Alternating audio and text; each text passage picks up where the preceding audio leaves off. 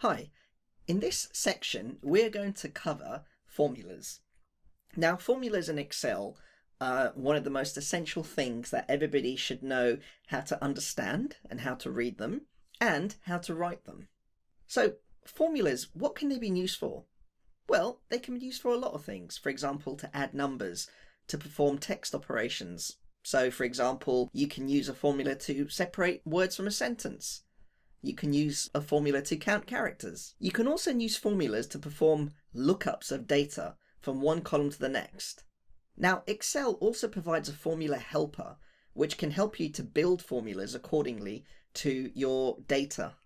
Now, the approach we are going to take is to build some formulas by hand, or manually, as they say, understand the syntax, and then, later on, use the formula helper. Now, why are we taking this approach if we have a function in Excel which can help us build formulas?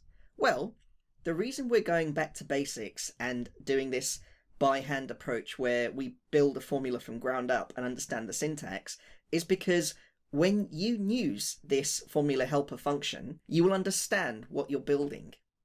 Now, in terms of the level of formulas, we will be looking at text and maths functions, and how we can wrap that into a formula and use it to perform some meaningful operation. Now, you might be wondering, how do I get good at formula writing?